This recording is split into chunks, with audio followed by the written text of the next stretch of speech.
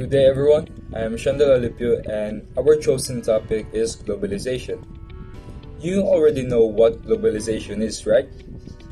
It is a term usually to describe a pattern of growing interconnectedness of individuals and groups, whether in economic, political, or social realms. Another definition based from Stagger, it is a multi-dimensional set of social processes that create, multiply, stretch, and intensify worldwide social interdependencies and exchanges. The reason why we choose this as our main topic because of its diversity of or variety. It piqued our interest because globalization has been happening centuries ago and is still happening now. One example of that is the Silk Road trade. These trading routes were established about 130 BC, marked a further phase of globalization from 1452 AD. Through Central Asia and the Middle East, they transported traders, products, and tourists from China to Europe. In addition, is the pre-World War I and post-World War II. European countries made investments overseas decades ago before World War I, and multinational institutions were established such as the United Nations, International Monetary Fund, World Bank, and World Trade Organization to promote international cooperation and free trade after World War II. Globalization can be a huge benefit to everyone, and it highlights the role of technology to bring about and resolve age-old conflicts like poverty, and introduces opportunities for us to work abroad. But we cannot deny the fact that there will always be those who tend to disagree with globalization because of the consequences it can bring to culture, environment, and our own economy. But nevertheless, here are the pros and cons of globalization to show you again at least what globalization can bring and its purposes to everyone. One of the pros of globalization is economic growth. It's widely believed that increased globalization leads to greater economic growth for all parties. There are several reasons why this might be the case. Access to labor. Globalization gives all nations access to a wider labor pool. Developing nations with a shortage of knowledge workers might, for example, import labor to kickstart the industry. Wealthier nations, on the other hand, might outsource low-skill work to developing nations with a lower cost of living to reduce the cost of goods sold and pass those savings to the customer. Access to jobs. This point is directly related to labor.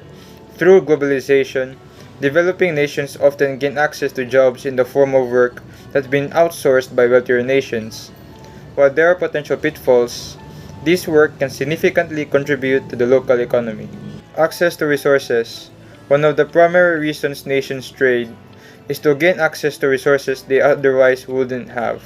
Without this flow of resources across borders, many modern luxuries will be impossible to manufacture or produce. Smartphones, for example, are dependent on rare earth metals found in limited areas around the world. Next is increased global cooperation. For a globalized economy to exist, nations must be willing to put their differences aside and work together. Due to this, increased globalization has been linked to a reduction, though not an elimination, of conflicts. Next is increased cross-border investment. According to Global Business, globalization has led to an increase in cross-border investment. At the macroeconomic level, this international investment has been shown to enhance welfare on both sides of the equation. Next is the cons of globalization. First is increased competition. When viewed as a whole, global free trade is beneficial to the entire system. Individual companies, organizations, and workers can be disadvantaged, however, by global competition.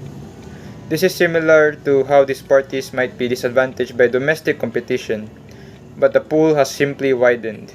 And so with this in mind, some firms, industries, and citizens may elect governments to pursue protectionist policies designed to buffer domestic firms or workers from foreign competition. Protectionism often takes the form of tariffs, quotas, or non-tariff barriers, such as quality or sanitation requirements that make it more difficult for a competing nation or business to justify doing business in the country.